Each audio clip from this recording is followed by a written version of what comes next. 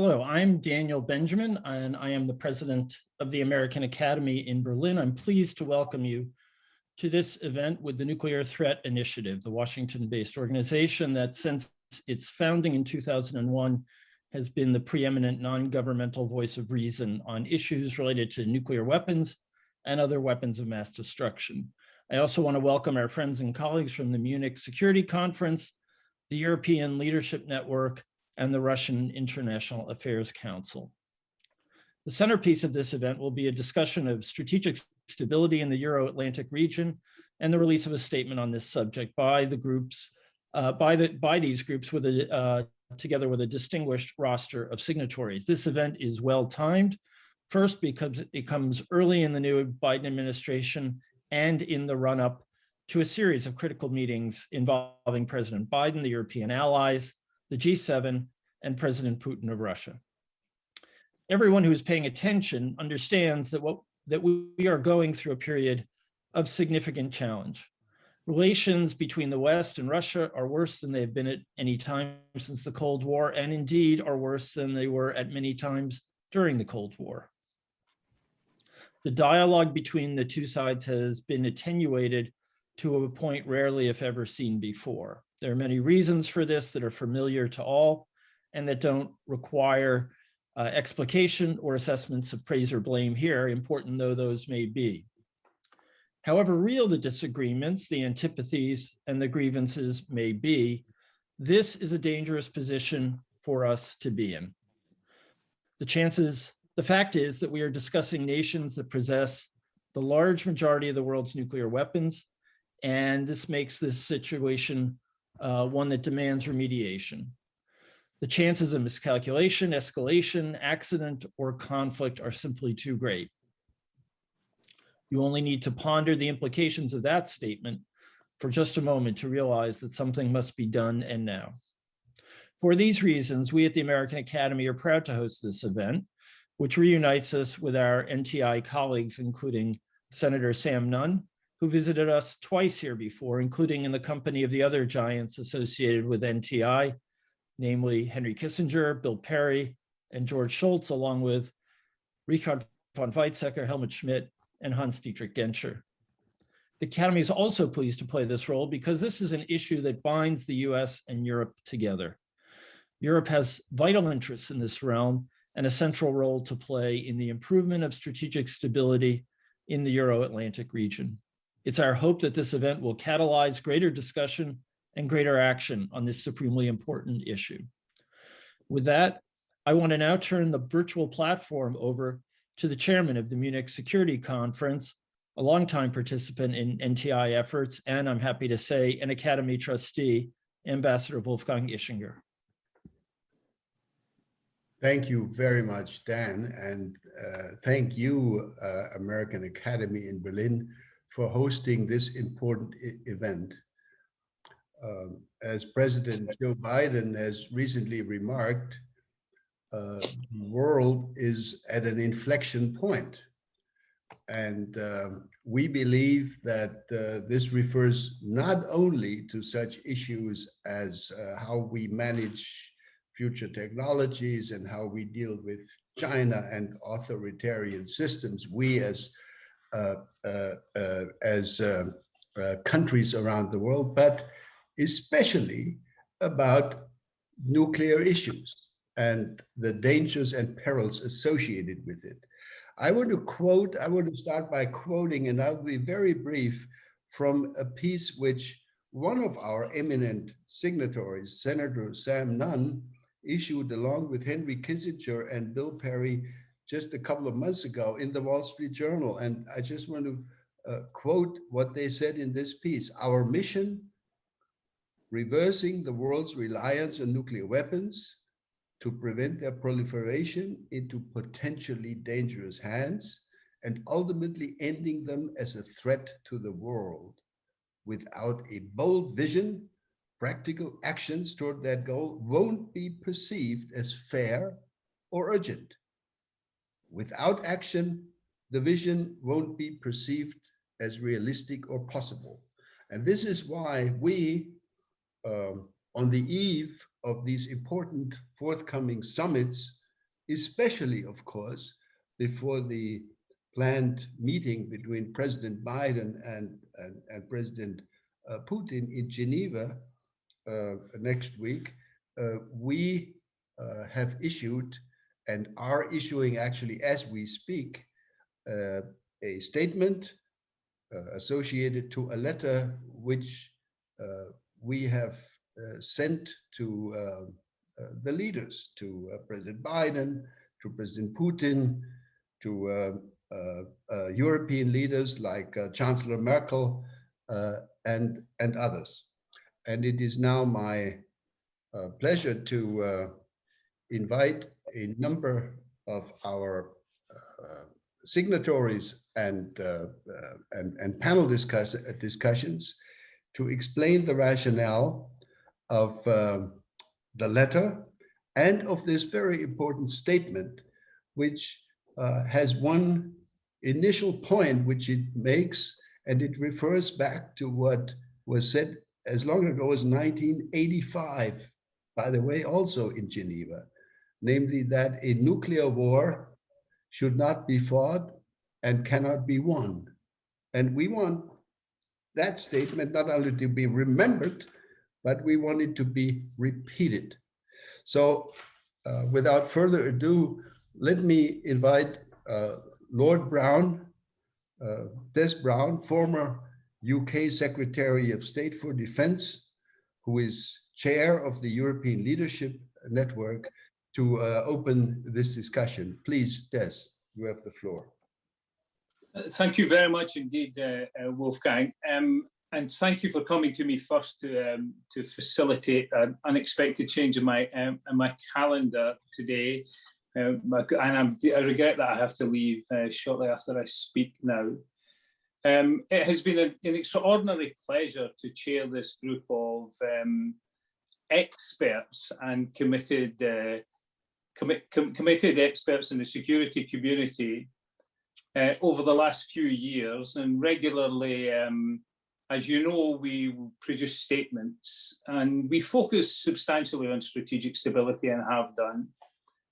There are a few of us represented in this in speaking parts in this event today, but there are many others behind the scenes who have been responsible for this very timely statement.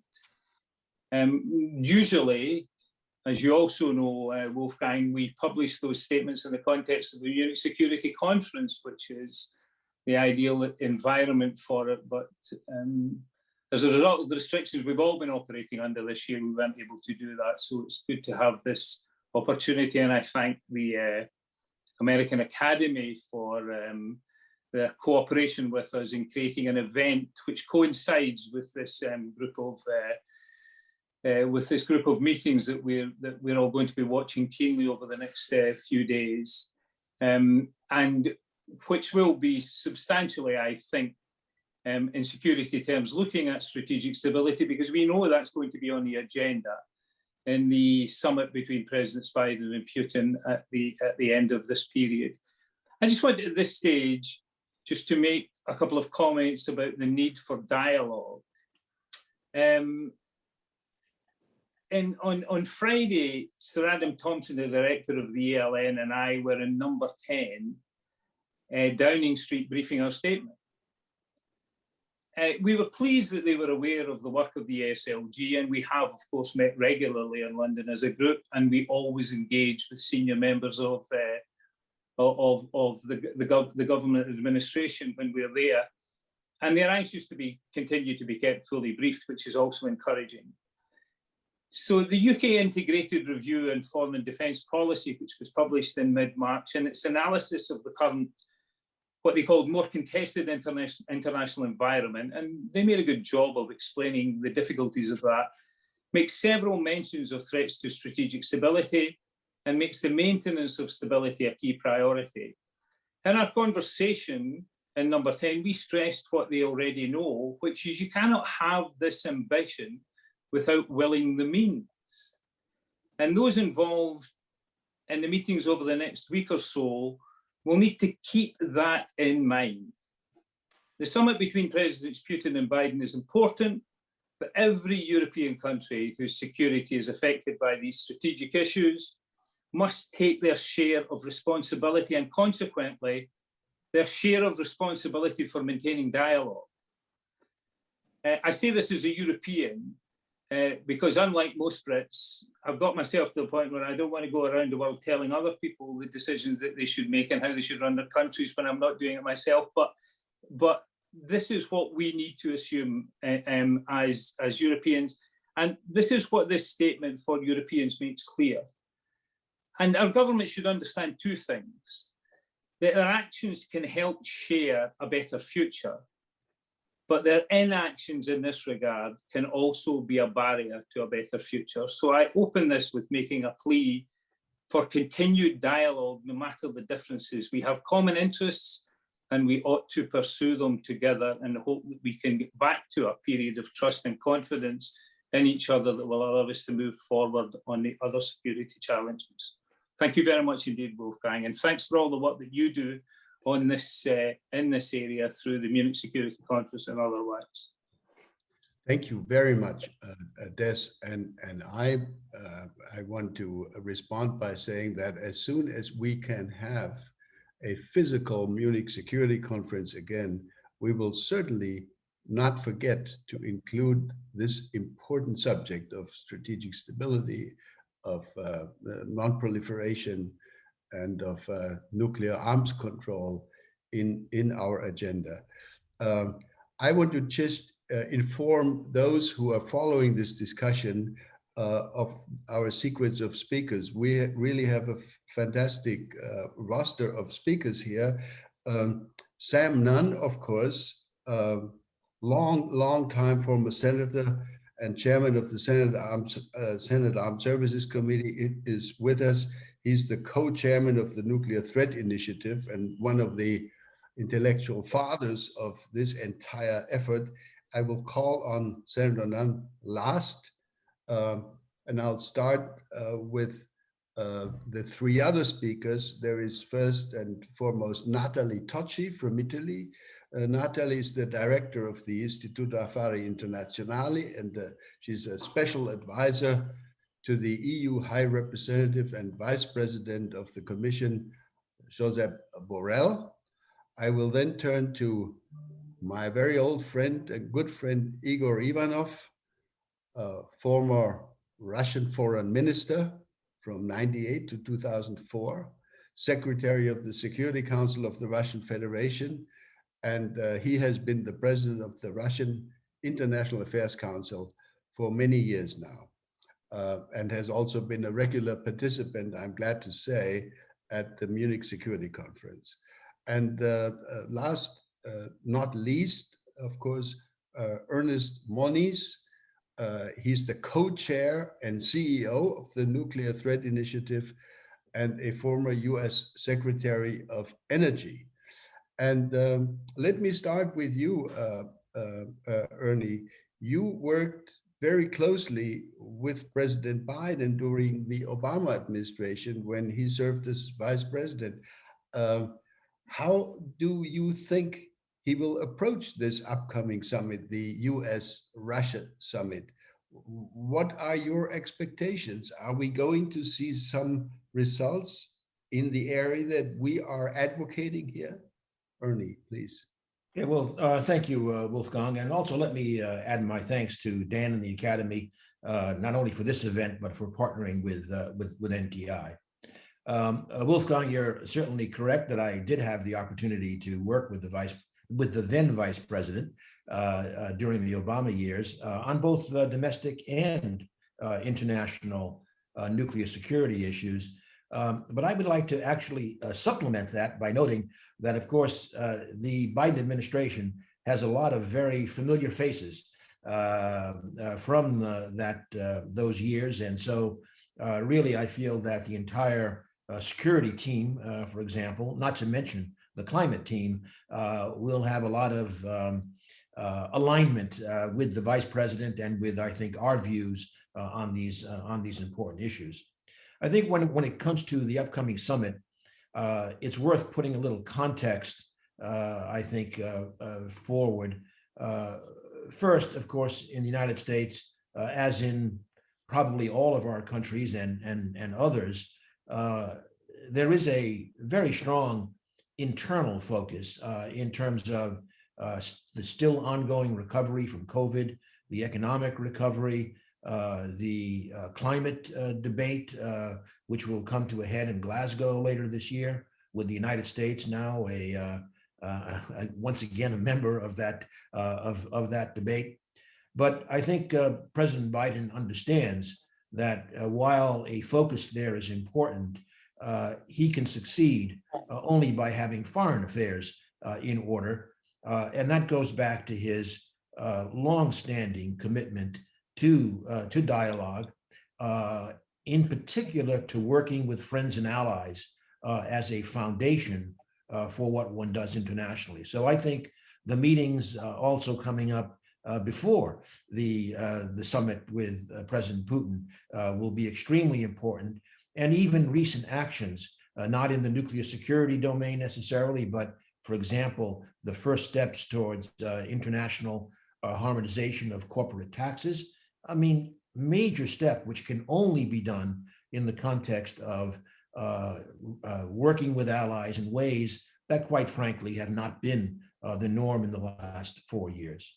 So going finally to the summit with President Putin, there's no doubt that there are going to be some difficult issues. I mentioned, of course, Ukraine. I mentioned the issue of cyber activities in the United States and Europe as making this a presumably somewhat tense interaction in some ways, probably without the kind of camaraderie that one has seen in many previous summits.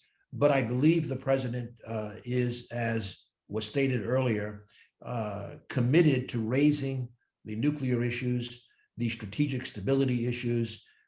We know that the EASLG statement has certainly gone to the president and to his national security advisor. I might add, well received in terms of the kinds of steps laid out that we'll come back to both in the near and the longer term. So I do believe that we will see progress.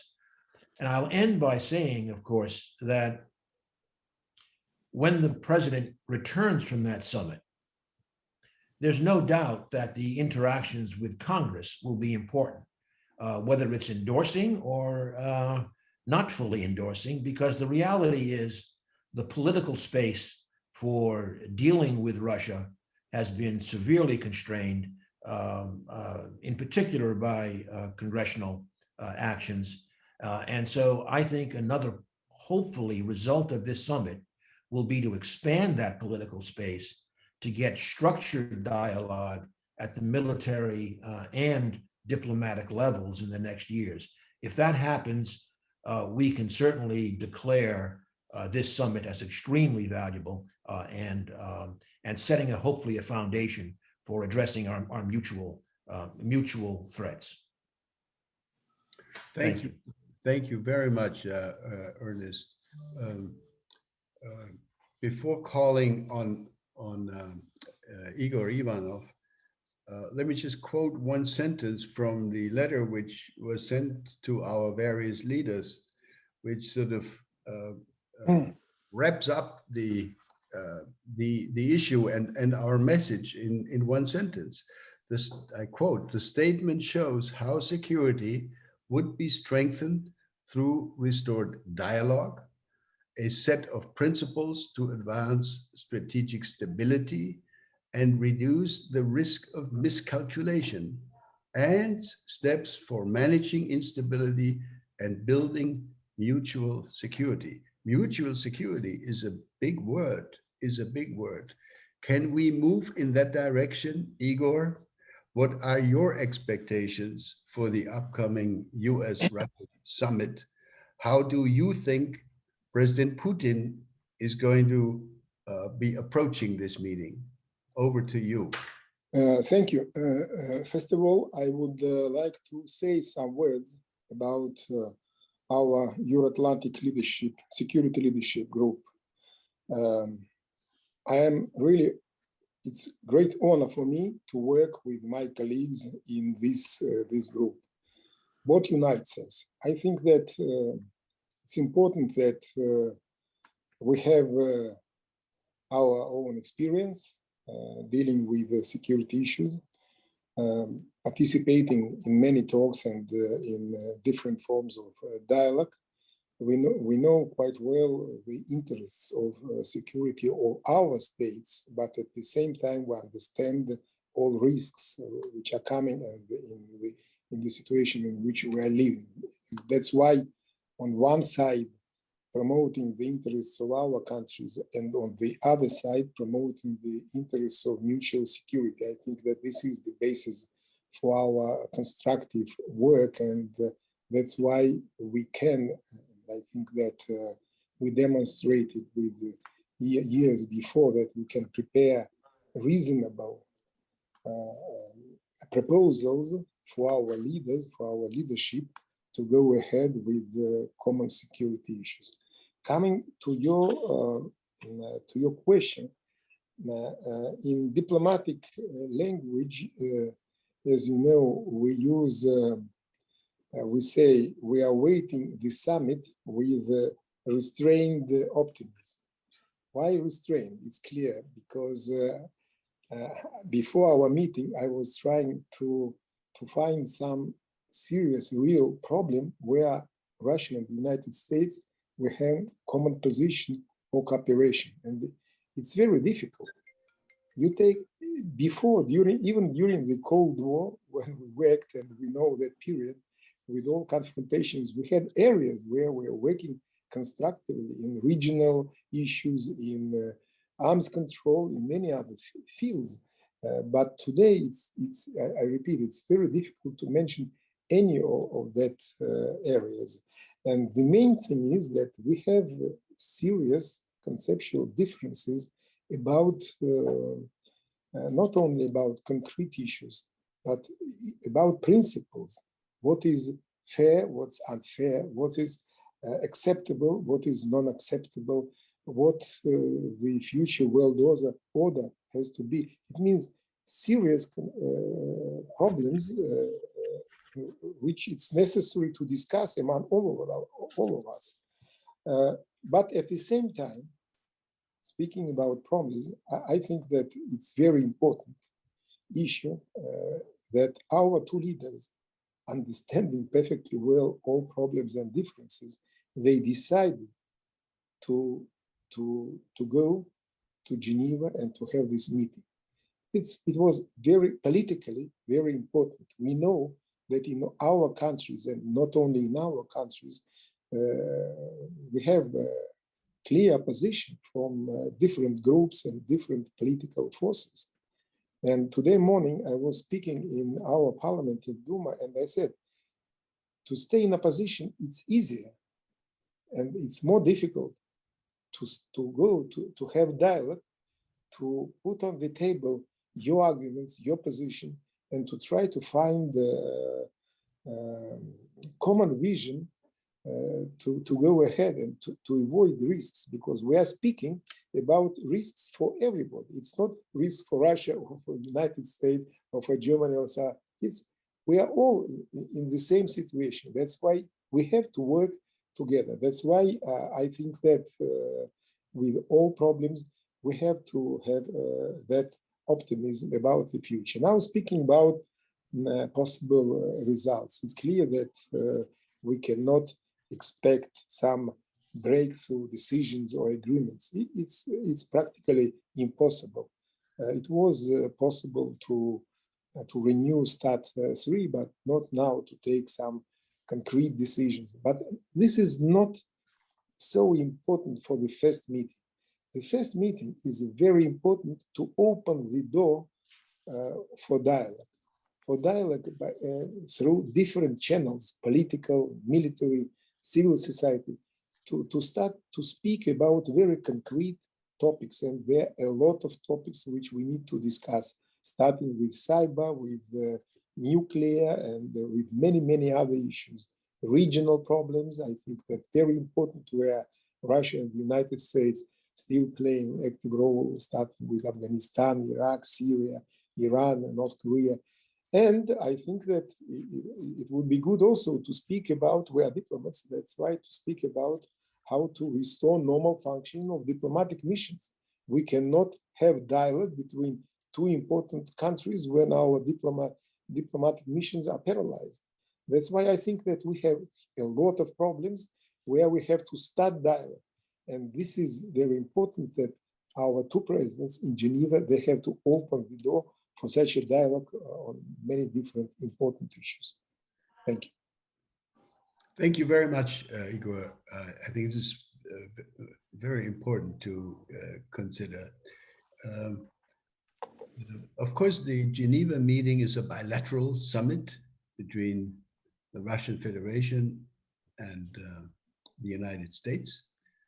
But we in Europe take a very active, I would say almost an existentialist interest in what comes out or what does not come out of such meetings. So let me now turn to Natalie Tochi. Natalie, I think all those who have followed the relations with the Russian Federation have seen a rather difficult outcome of a recent visit to Moscow by Josep Borrell. Relations are probably, it's probably not an exaggeration to say that relations generally between the members of the European Union and the EU itself and the Russian Federation are at quite a low point, historic low point. So tell us, Natalie, what, if anything, can we Europeans, can the EU contribute to advancing strategic stability discussions, to restore mutual trust, and even start thinking about such ideas as mutual security, which a decade ago was not so difficult to think about and even to operationalize this idea. Natalie, please. Well, thank you, Wolfgang, and indeed that introduction really did make me think that, you know, once one is a great diplomat, once one is always a great diplomat, because the way you portrayed that visit to Moscow was yeah. I would never have been able to put it in those words.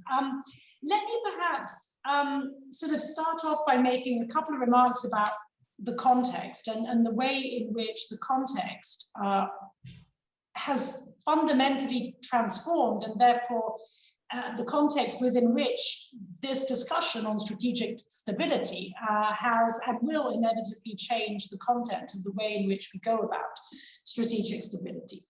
I mean, I think what we are observing and what we have been observing, particularly over the course of this pandemic, is essentially the crystallization of an international system in what is, in some respects, akin to a Cold War. And what I mean by this is that whereas pre-pandemic, we were well aware that there were a number of conflicts, be it between the United States and China, between the United States and Europe and Russia on the other hand. But these were, in a sense, sectoral conflicts. It was a conflict about trade. It was a conflict about 5G and Huawei. It was different views on security, about Ukraine, about human rights. I think what has become increasingly obvious over the course of the last year and a half is that the international system is crystallizing essentially into a new, although very different type of bipolar system, where in a sense the divide is really a divide about political ideologies and political systems. And of course it's not as clear-cut as existed during the Cold War, given that there's a big fat and increasing gray zone in a sense in between, but it is really a conflict about what is the political system, what is the political ideology that best delivers security, prosperity, health for that matter, to citizens. Now, this, I think, in many respects makes security in the broader Euro-Atlantic space in a sense, far more important and far more pressing than it was in the last decades. In the sense that, like in the past, meaning like during the Cold War, what we find is that although both Europe and Russia are very keen on affirming the fact that they do not want to be forced to choose on what side they're on, but the truth of the matter is that inevitably, as the system crystallizes as a conflict between political ideologies and political systems, inevitably, Europe is going to stand by and with the United States. And although I personally believe it's a strategic mistake, but what I'm about to say, not what I just said, inevitably, I think Russia is going to be increasingly drawn towards China. I mean, to the extent that this is about, as I said, political systems, political ideologies, and about norms. There will be this growing divide in many respects, sort of echoing back to the Cold War in the Euro-Atlantic space. So obviously making, in a sense, the debate about strategic stability as important, if not more important, than what it was during the Cold War. And I would say not only more important, but far riskier than what it was during the Cold War, because of course, at least two things have and are fundamentally changing compared to that past. On the one hand, there is the question about speed. And this is something which is highlighted very clearly in the EASLG statement. The fact that, in a sense, everything takes place at a far greater speed increases exponentially the potential for crisis. And of course, this ties in with the discussion about emerging technologies, hypersonic missiles, artificial intelligence, cyber, etc. As well as the fact that, so not only is everything faster than it was in the past, but there is also a growing number of domains within which conflict can take place, and be it geographical domains from Ukraine and Belarus down to Libya, Syria, or the Caucasus, but also an increasing number of policy domains, from digital to energy to the economy to security.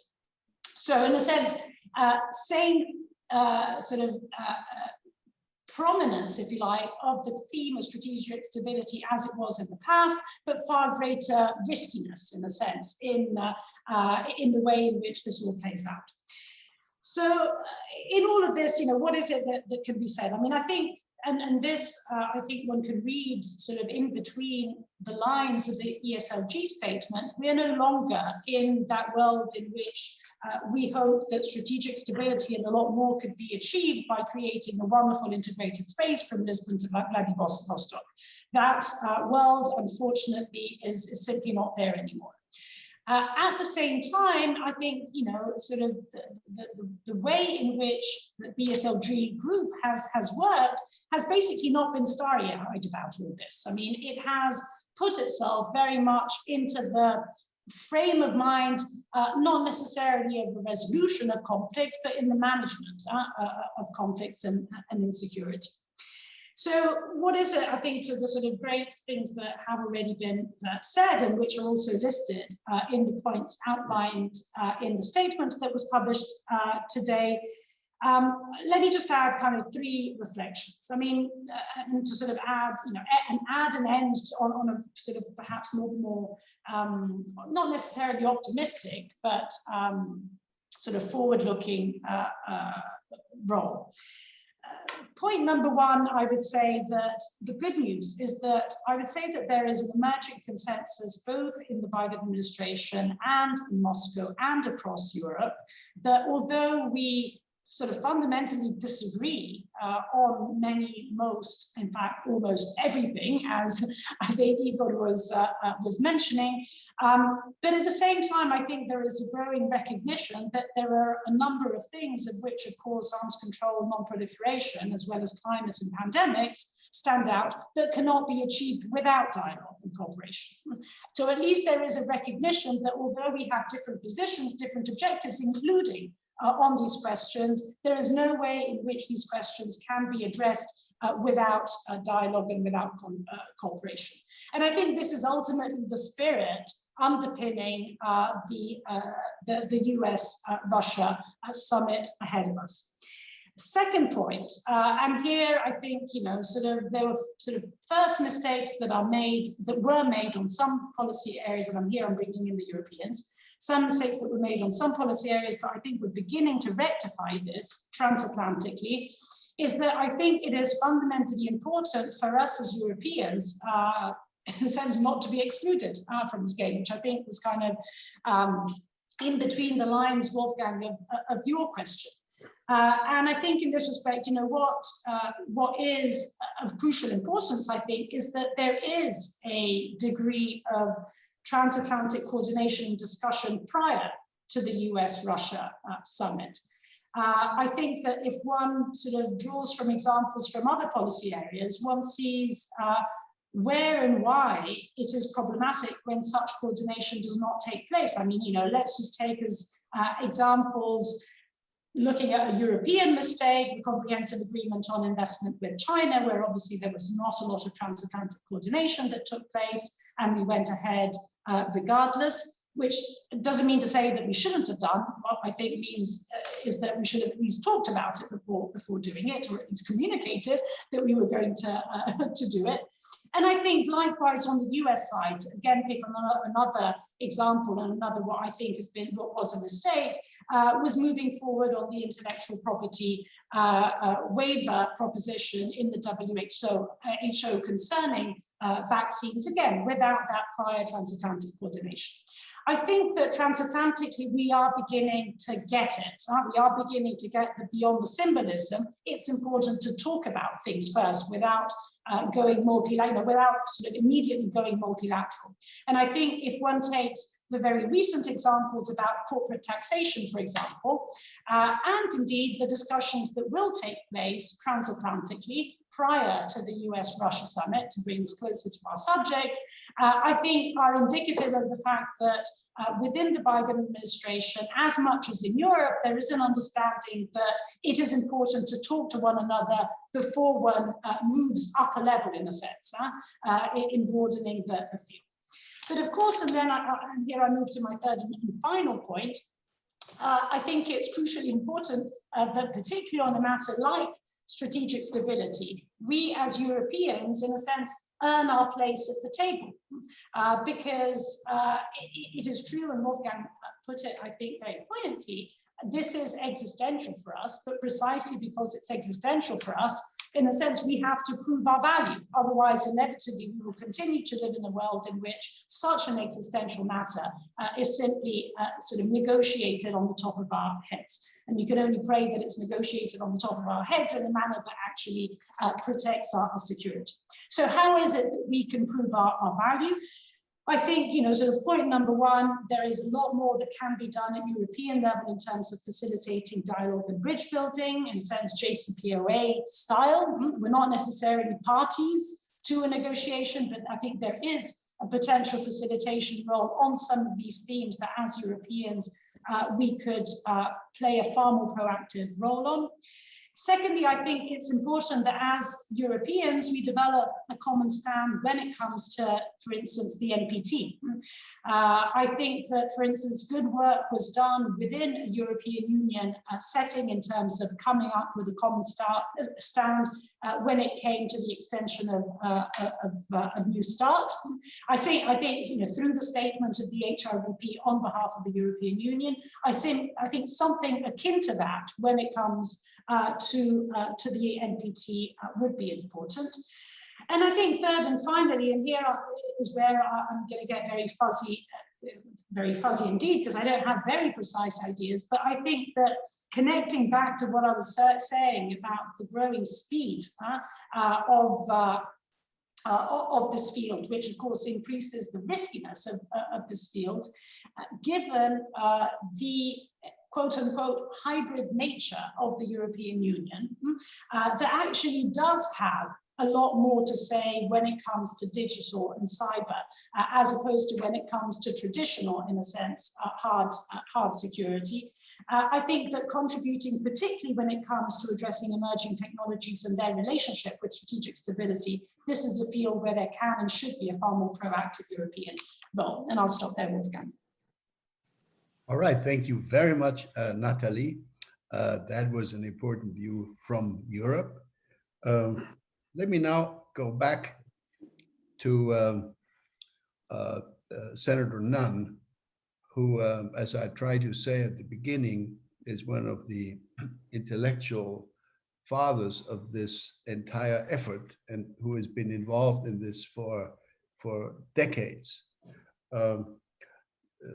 Sam, if you could clarify a little bit the points that are contained in this statement. I said a few minutes ago, I said the first principle which the statement contains refers back to 1985, namely the principle that a nuclear war cannot be won, it must never be fought. But then, of course, a number of other principles are added regarding to avoiding miscalculation, etc., creating trust and stability. We've already talked about strategic stability. So talk to us, if you could, a little bit about the rationale and the objectives of this statement and your expectations about it. Senator Nunn, please. Thank you very much, Wolfgang. And Wolfgang, thank you for your superb leadership on a global basis. The Munich Security Conference is one of the most important forums in the world, and certainly the most important in terms of security. And I also want to add my thanks to Daniel and the American Academy. I remember so well, Daniel, when Henry Kissinger and I and George Shultz and Bill Perry visited you on more than one occasion. And I remember sort of the reunion between Kissinger and Helmut Schmidt and how important that was from a historical point of view in terms of their visit at the American Academy. So thank you all, and thank all of our speakers. I think there's been a common chord going through all the discussion so far, and that is that we have certain interests that we have to understand. Even when we have profound differences, there are certain mutual existential interests that have to rise to a special category. And of course, preventing nuclear war is one of those. I think it's enormously important that we understand why we have many important issues, and they are indeed important, that we have to distinguish between the vital and the vivid. And when we're talking about nuclear security, we're talking about the vital.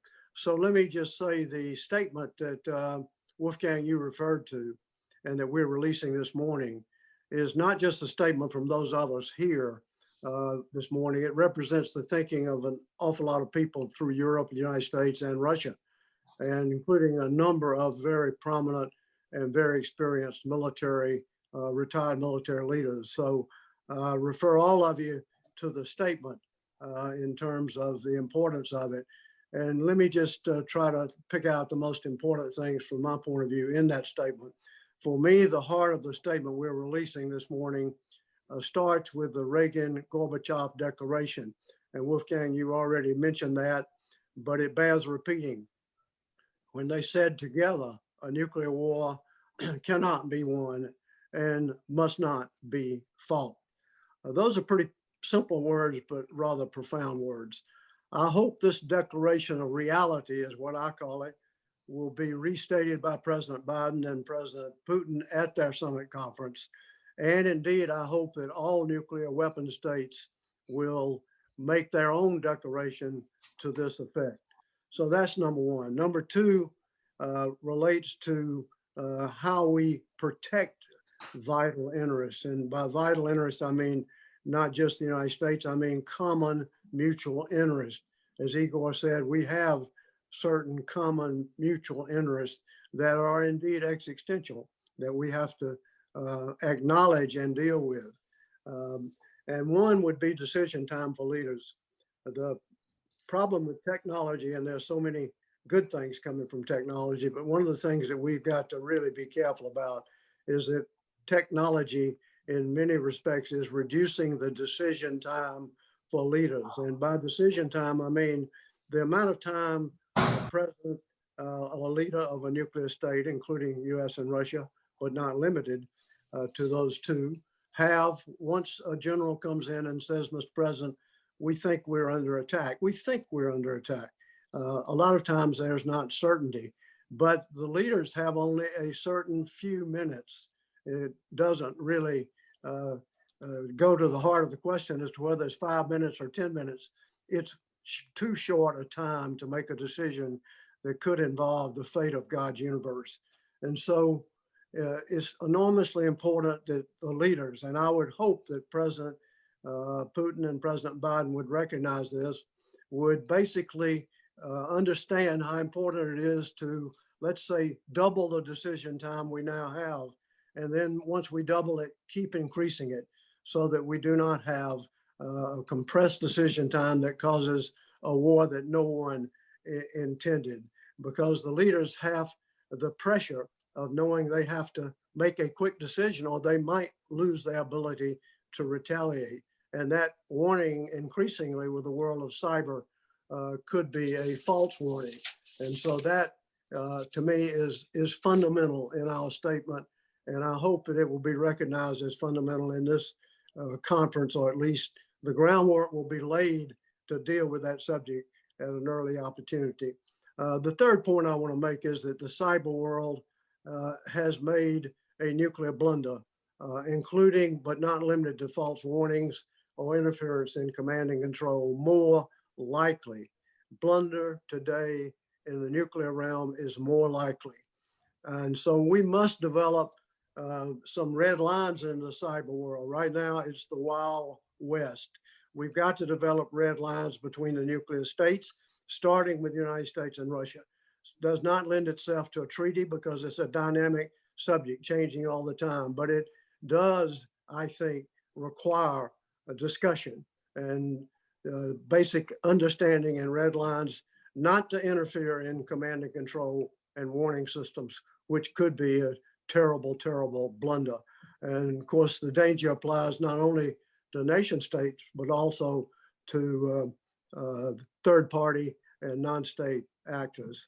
So I would hope that every country with nuclear weapons would conduct what I call a fail-safe review. And we mentioned this in the statement. So they would take an internal look at their own systems, their own both offensive operations with cyber as well as defensive, and ask themselves whether there are ways to basically reduce the risk of war by blunder. Again, I think these fail-safe reviews start with the United States and Russia. Not an agreement, not a treaty, a pledge to do an internal review. And I hope that all nuclear weapon states would join in that. So these are a few of the things, Wolfgang, that are in the statement, and they all, in my view, bear close scrutiny by people who are interested in this subject, particularly world leaders. So again, thanks to you, Wolfgang, for your superb leadership, and thanks, Daniel, to the American Academy, a great and very valuable institution. Thank you. Thank you very much, Sam. Before for outlining these fundamental points, before going back now to Daniel for a discussion with audience questions, if I can put it that way, let me add one point from our statement, which is of particular importance. They are all important for all of us, including those of us living in continental Europe. But there's one that's particularly important. I mean, you know, about 40 years ago, in 1979, 1980, we started discussions and later on negotiations about a category of weapons called INF. And sadly, today, I was, as a junior diplomatic officer, I was involved in some stages of these discussions, which were, of course, again, US-Soviet negotiations, but with existential European interests involved. And sadly, that particular part of the arms control acquis has gone. And I think it's very important that our statement contains a reference to the INF range missile deployment, which we would like to see banned. We would like to propose an outright ban of this entire category. Now, again, this is easier said than done. We all realize this, but I just want to point out this is not only about US interests and Russian interests, it is also about very fundamental interests that need to be recognized by citizens living in Europe. So without further ado, I think we have a little bit of time left. Let me go back to Dan to invite some members of the audience. But before that, let me thank all of the panelists and speakers for these very important contributions, which I think give everybody who was listening in a comprehensive picture of our effort and our hope that some of these issues will in fact be taken up next week when Summitry takes over. Dan, please. Well, thank you very much. And thanks to all the panelists for really insightful comments and a really thoughtful discussion. I want to urge members of the audience now to send in their questions. Please use the Q&A function on your Zoom screen. Don't put your hand up because that's not going to work in the format that we are using today. And I will get to as many questions as I can, but feel free to start sending them in now, if not later. Let me kick off the discussion if I can, and put on an old hat, not Academy president, but journalist, and try to ask some questions. I would begin by following up with Natalie to something she said, and I think that Igor Ivanov will have insight into this as well. Natalie, you said that you think it's pretty clear that in Moscow, as in the US, there is an interest, and I hope I'm not misquoting you, in advancing strategic stability. I think that when we ask the question of how we got to where we are today, we certainly know a big part of the equation, which is that the last American administration was not a great fan of arms control, and in fact was not a huge fan of diplomacy in general. There was also a division between the White House on the one hand and the State Department and the Pentagon on another on Russia policy. And I think that the new president, is clear that he does want to advance strategic stability, although the details remain to be filled out. But I was wondering if you two could talk a bit about how you see the equation in Moscow, in President Putin's mind, and how this would fit into a new relationship between Moscow and the West. So why don't we start with you, Natalie? Well, I think probably Igor is best placed to talk about how. Ali, you know the President Putin's mind. That's No. So there will be no fighting here in the war room, if you recall Dr. Strangelove. So Natalie, I just thought I'd pick on you first because you made the statement. So, and you wear two hats as both diplomat and analyst. So I'm eager to hear from you, and then we'll let Igor push off your remarks. Yeah, I mean, just very briefly. I mean, I think I don't quite know how Putin's mind works, but I think there has been a degree of consistency in this respect in Russia, perhaps not necessarily in kind of living up to the word and the letter of the agreement signed, and hence, we get into the discussion about why INF, for instance, broke down the way it did. But I don't think that there's any, Igor will correct me or probably not on this. I don't think there's ever really been a debate in Russia as to the question, in the same way as there was, I think, in the United States with the Trump administration, basically assuming that strategic stability, or more broadly, I would say, security is something that could be achieved in this particular field without negotiation. and without diplomacy. I mean, I think there's always been a sort of sense in Russia that these are things that are worth talking about and negotiating. Maybe then we kind of cheat on the side. Maybe then we don't fully implement. I mean, maybe there are other things that are done in a sense unilaterally, but there was never that fundamental questioning of the value of diplomacy in this particular field. And this is why, in a sense, we're back to where we were before it all broke down. So, I still think that as US and as Europeans, it is obviously still kind of worth talking about those areas where we feel that there has been a sort of fudging and more than fudging of the agreements. But within the contours of those agreements themselves, rather than chucking them all together, which was, I think, the fundamental mistake that was made over the last 4 years. But Igor, I mean, correct me if I'm wrong. I mean, this has never been an area that I feel, looking at Russia from afar, where there has been a sort of Russian assumption of going it alone. We're over to you. When in 2002, we in Rome signed agreements creating Russian NATO Council, we had clear, for that moment, clear concept of security, Euro-Atlantic security.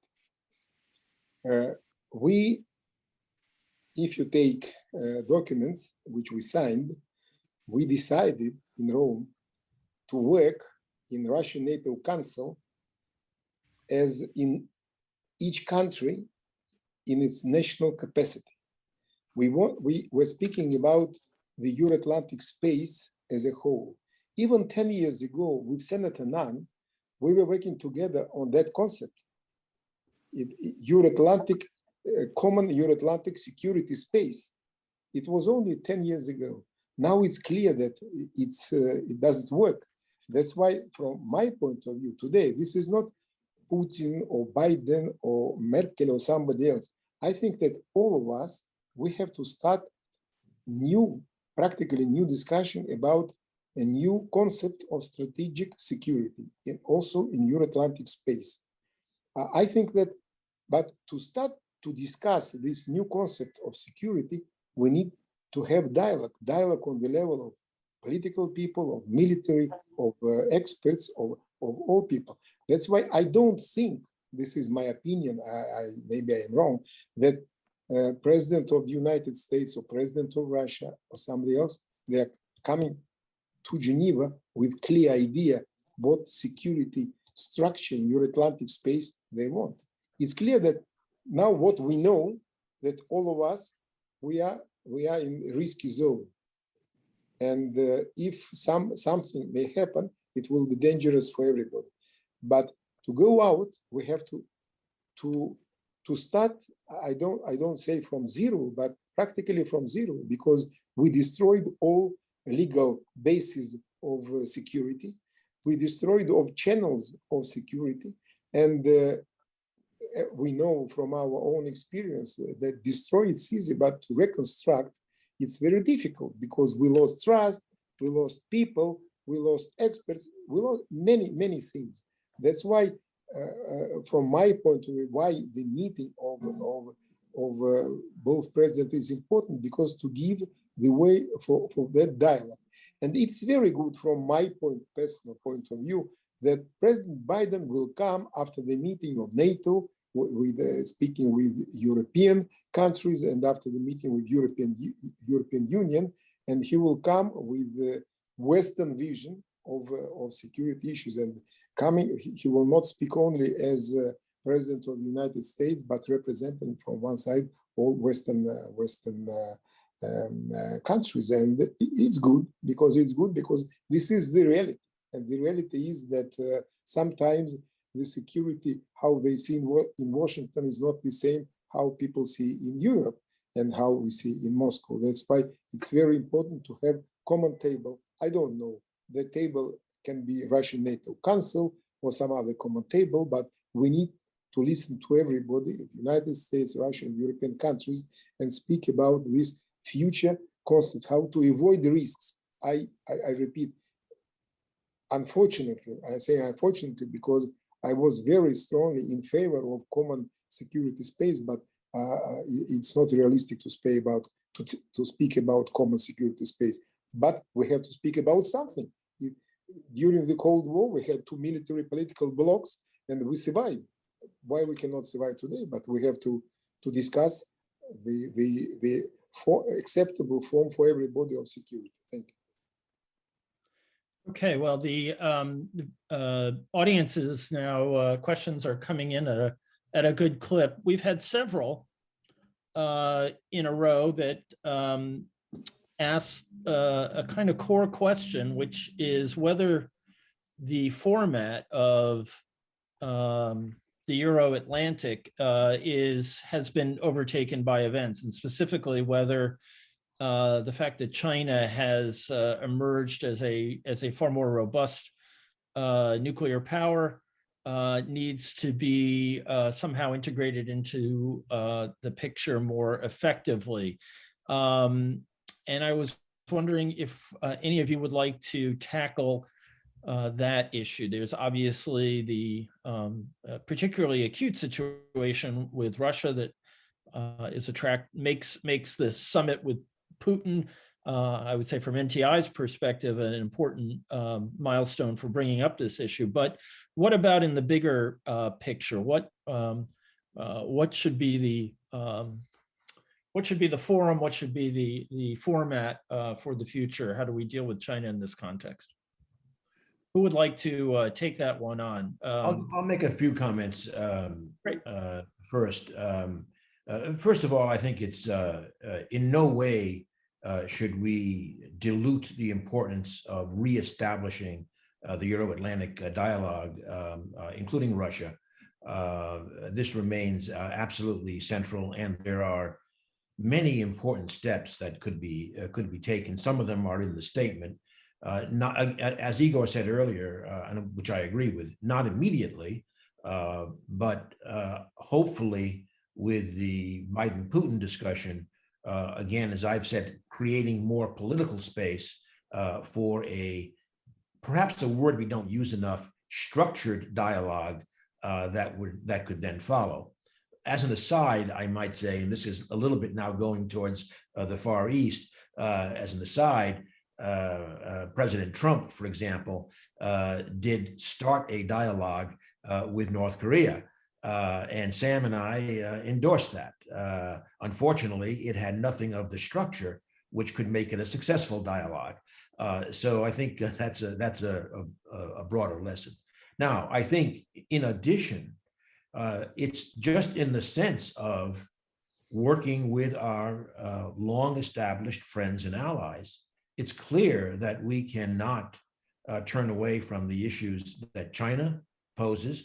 And by the way, as Natalie said, potentially a growing synergy or relationship between Russia and China in the sense of the different systems. But putting China on the table, I will say I also agree with Natalie that, for example, the European-China trade deal was unfortunate in its process. Again, quite independent. I'm not judging as Natalie didn't on the merits, but also I would just add to the process problems, the timing coming after the Biden election was particularly unfortunate. Now, I can't complain as an American after 4 years of having process not exactly followed very well. But let's all get back together now and do that with regard to Russia, with regard to China, and with regard to all of our geopolitical challenges. In fact, I'll note that in addition to the many issues that the U.S. and China have to deal with, I'll note the national security strategy that Des Brown mentioned earlier in the UK explicitly mentioned China, for example. So it's clear that this is a European issue as well as an American issue, and let's just work together. Can I just, Daniel, jump in on the China question very briefly?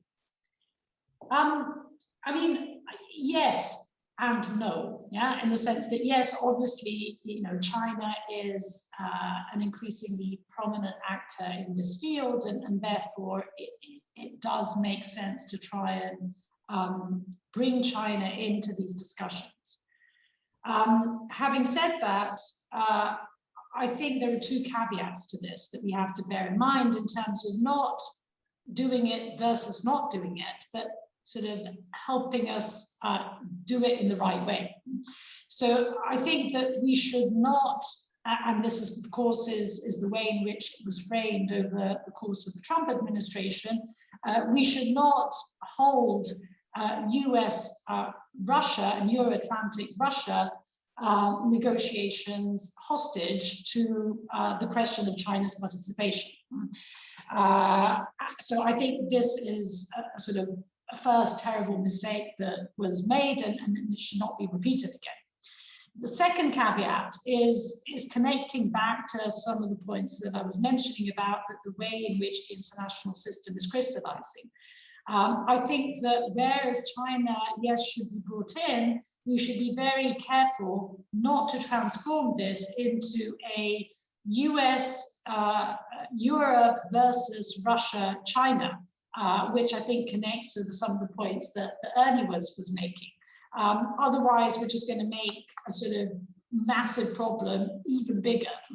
So yes, bring China into these discussions, but think very carefully, and I don't have the sort of recipe for this, but think very carefully about how and the where and the on what it should be brought in. Could I just go back and add a comment that, just to make clear, that when I was talking about US, Europe, and China, it certainly was not restricted to these nuclear security issues. It's the much broader set of issues on which we need to coordinate. And secondly, just to make it absolutely clear, the issue, we agree that, and I'm sure President Biden agrees, that the issue of dealing with China on these nuclear security issues is not something to be horribly confused with our discussions with Russia. However, even in the statement, there are a couple of areas which specifically are not arms control agreements, which don't make sense at the moment with China, and certainly not with China and Russia together. But for example, things like the Data Exchange Center, things like the Reagan-Gorbachev statement, there may be openings there for beginning nuclear discussions with China, which really haven't taken place. And in fact, as someone mentioned, once one discusses China in those contexts, establishing norms, establishing early warnings on missile launches and the like, that we believe that that's a place where we should start talking P5. And frankly, that may be a difficult set of discussions with our European allies as well. But it's time we start those discussions. I want to, one remark. Please go ahead.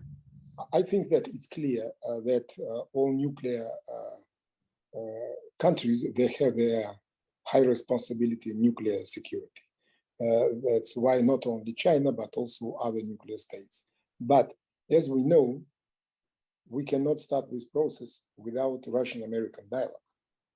It's clear somebody has to start and to demonstrate, because if we don't speak Russian, it's impossible to engage any other nuclear state, China or any other. We have to not only to speak, but to have to demonstrate with our concrete action. For example, we propose reducing nuclear heads. It's without risk for our security, but we need to demonstrate what we are creating. We want to create new nuclear security system, international, where other countries, they may engage without risk for their own security. As I understand, in the future, in the coming new NATO concept, China will be mentioned as one of the threats with Russia for NATO countries. It's clear that in such a context, it's very difficult to engage. But if we say that all of us, we have to work together to create new international security system in nuclear field. I think it will be not now, but later possible to in different stages to engage China and other nuclear countries. Thank you. Okay, so I'm curious, you are all signatories to the same document, and this is asking you to go a little beyond the document. Are there any areas where, as experts in this field, you see that there are opportunities for early wins, let's just say for spectators watching, for the informed public that is looking on? Is there anything in particular that you think might be ripe for a demonstration of agreement at Geneva? Last week we had European Union delegation in Moscow with Minister of Foreign Affairs of Portugal. We were discussing, for example, the area of climate. I think that this is the area of many years ahead, and where we can work together, not as enemies, but as partners. And I think that that area is so important that may open doors for better understanding. Well, that's Daniel, One area. Daniel, I would add that the fail-safe reviews that I mentioned, they're not treaties, they're not agreements, they're not even understandings, they're internal reviews. And they particularly deal with cyber dangers, what we will do with cyber, what we will not do. And I think preventing war by blunder is something every country that has nuclear weapons, even those that aren't in the P5, should be encouraged to carry out. We did such a review way back in the Bush administration when Dick Cheney was Secretary of Defense. I urged it as chairman of the Armed Services Committee to be done in the Pentagon. We gave it oversight, and it made a number of changes. A lot of it's highly classified, does not lend itself to treaty. But if we did those type of internal reviews, out of those reviews, I think we would all come to the agreement, or some at least understandings, that cyber has made the ball game a new game, and that we all better take care of preventing accidents or blunders. So I want to come back to cyber in a second, but first, Wolfgang, you had your hand up. Yeah, I wanted to just add a footnote to this. Even if we don't have exaggerated expectations regarding the possible outcomes of the Geneva summit, I would argue that even a very modest arrangement about process, even if the United States and Russia agreed simply to, to advocate some meetings. One example would be, we've not had a meaningful meeting of the NATO-Russia Council in many months. It was created exactly for the purpose to avoid miscalculations and to have some ongoing dialogue at the senior bureaucratic level, ambassadors, etc. So, I've always argued throughout my career that trust is the currency of diplomacy, and trust is also the currency of crisis management. So if we can have even a tiny little bit of trust building, effort coming out of this, this would work like seed money to help others engage in the same kind of effort. That would be my modest hope regarding Geneva. And then let me just also add one point, reinforcing Wolfgang's point on process. Relatively late in the Trump administration, there was established 2 working groups in principle with Russia, one on cyber and one on strategic stability. It's just that they were never really, the shoulder was not put to the wheel, shall we say, in having those move forward. The 2 presidents could simply say that we are going to be calling for meetings of these groups which have been established. So I think there are a number of things which, even without raising expectations, could be very, very useful. Right, and of course, the White House is going to be in a real challenging situation in terms of framing, because on the one hand, there's so much domestic uncertainty about what our approach to Russia would be. So how do you sell standing up to Putin versus coming up with cooperative arrangements that are going to advance our interests? The lack of political space means no matter what happens, it will be criticized. Yes, I think that's right. Natalie, did you have something you wanted to add there? Yeah, I mean, I just wanted to sort of put something on the table that we haven't talked about at all, but given that it is something that is actually one of the few things that is moving in a positive direction, I think it's worth mentioning, and that's Iran JCPOA. So I think now we're sort of heading to a point where we will get something. I mean, I think it's a matter of days, weeks.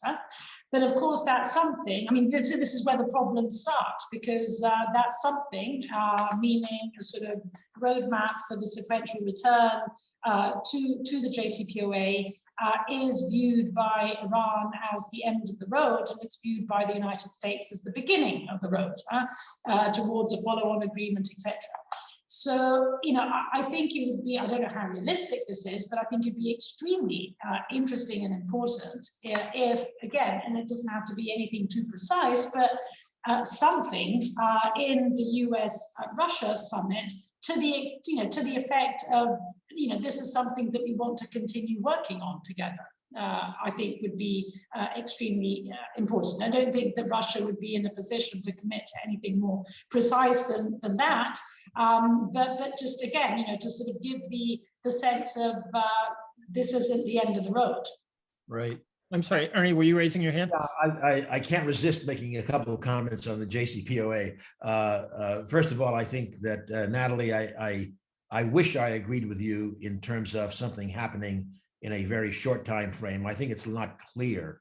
I do think it will happen, but it could take longer. And in that context, I'd like to make 2 points, specific points. One is, as I said many times in 2015 and in 2016 on the JCPOA, frankly, the partner country in the JCPOA that really went out of its way to help the agreement get implemented was Russia. Russia took various specific actions that none of the rest of us could take, which made it happen, and that may be hopefully a foundation for reestablishing some issues.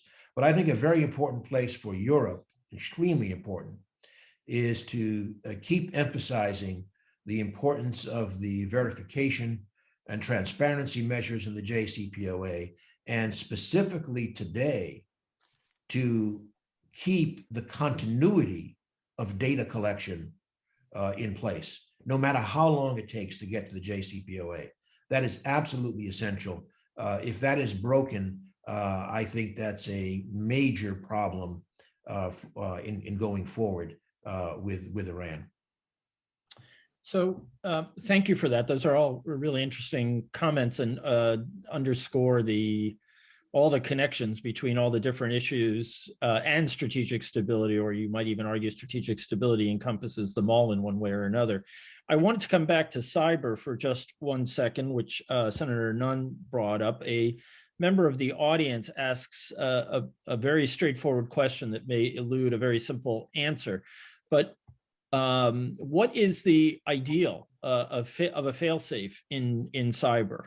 Can we define that? My thinking is the minimum is, can you hear me? Yes.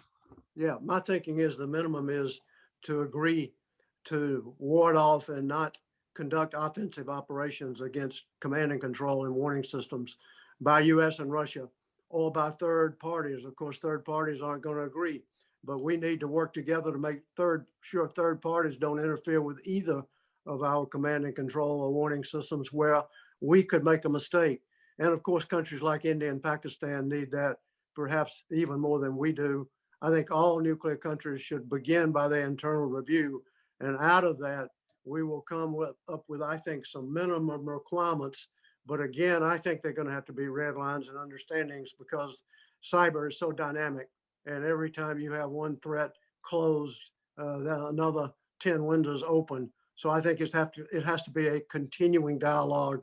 And I think every nuclear country that has nuclear weapons has a continuing responsibility and obligation to have regular fail-safe reviews. This is not going to stop, shouldn't stop as long as we have nuclear weapons. I agree with Senator Nunn, and I think that cyber threats, it's not something static. It's everyday changing. It's maybe tomorrow different areas which today even we don't suspect. That's why, for me, it's very important not only to have consultations, but to create some permanent channels. I don't know, red phone or what kind of phones which permit experts on high level, including military scientists, to exchange their opinion if there is something that can create real problems. Because without such a permanent dialogue, it's very difficult to create trust. And without trust in cyber, in the sphere where we don't see concrete enemies or concrete problems, it's very difficult. We need trust. And trust only can be created among experts who knows the subject and knows what they are doing. No, I think that's an important point. And, you know, in cyber, we have finally come up against a technology that's moving so fast that it's kind of hard to imagine what treaties on cyber would even look like, because they might be overtaken by events in no time. I'm sure a scientist like Ernie Moniz can tell me why I'm wrong on that, but it is, at least to the layman, a remarkable development. One questioner asks, Ukraine is at the core of US-Russia, Russian Federation disagreements. Only Natalie mentioned it as one area of US-Russia competition. What do the members of the panel think about sort of the relative importance of the issue at the summit and the prospect of any kind of agreement on Ukrainian sovereignty, territorial integrity, and the like? My guess is that that is going to be the hottest of potatoes at the summit. But what do you all think about what might come out of it, and whether the leaders would be, you know, better suited to stating their positions and then moving on, or actually engaging deeply on this one? Well, I understand that it's not very comfortable to speak about this issue. That's why I will take the floor. I think that we know the position of all players, of Russia, of Europe, and of the United States. I don't think, frankly speaking, that this is the main point in Russian-American relations. It's important, but it's one of many other important issues. And I don't think that during that summit, there may be some breakthrough, some decision which can change the picture. There will be, but it's clear that they will discuss that issue. And I think that this is not the topic which can be resolved during this summit. But again, as with other issues, it's necessary to have dialogue. And as you remember, before we had the United States, they had a special envoy, which had meetings with Russian people, and they were discussing with Europeans also, with Normandia format. It means this is a problem which need multilateral approach and dialogue among all parties. This is not easy solution. Let us be frank, and we need to move in different tracks, and maybe moving ahead in one track, we can help to move it in the other. Very good. Anyone else want to comment on that one? Yes, Wolfgang. Just very briefly, I don't disagree with Igor at all. I think it would be a miracle if any concrete arrangement on the Ukrainian issues were to come out of this summit. But here comes a big but. one of the reasons for the current level of mistrust is, of course, that we do not have at this moment sufficiently effective mechanisms to avoid miscalculations. The recent, let me call it, military movements in the western part of the Russian Federations created such a huge amount of media reporting about possible Russian objectives, et cetera, et cetera. We used to have procedures which allowed our countries, including the Russian Federation, to inform the other side in advance of military deployments, military maneuvers, which is a risk reduction movement, and which is by itself, by definition, a confidence building movement. So I would look at the Ukrainian issue as one that could be used as a point of departure for re-engaging in these types of processes that would help us move along. And let me, this is not an advertisement, but let me remind you that in 2014, literally days before, the annexation of Crimea, et cetera, or weeks before that, we issued a book. I just brought a copy with me, a book with the title of Towards Mutual Security. That was issued on the 50th anniversary of the Munich Security Conference.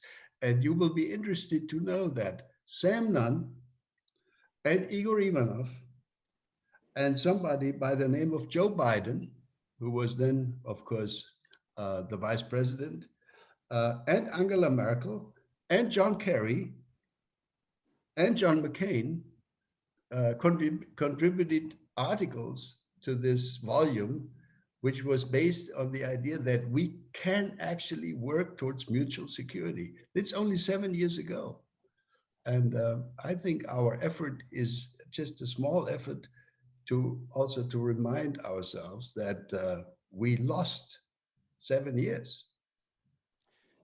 Yeah, that's an important reminder. So we are approaching the end of our time, and rather than come up with a long-winded summary, I was just curious if anyone of our panelists had, a final thought that they wanted to contribute before we sign off. And I'll turn first to Igor Ivanov, who has his finger up. I'm going to turn to the CEOs of the Nuclear Threat Initiative, but we'll get to them after you. I want to say one thing. It's clear that summit can open a window of opportunity. We discussed this, but also it has to be clear that the window of opportunities will not remain open for too long. That's why we have to support our presidents, and we have to use that momentum to create new situation for such a dialogue on that important issues which we discussed. Thank you. Thank you for that. Yes, time is of the essence. Anyone else have a closing remark? Well, I would just reinforce what Igor said and add dialogue, dialogue, dialogue. Good. Yeah. Very good. Okay.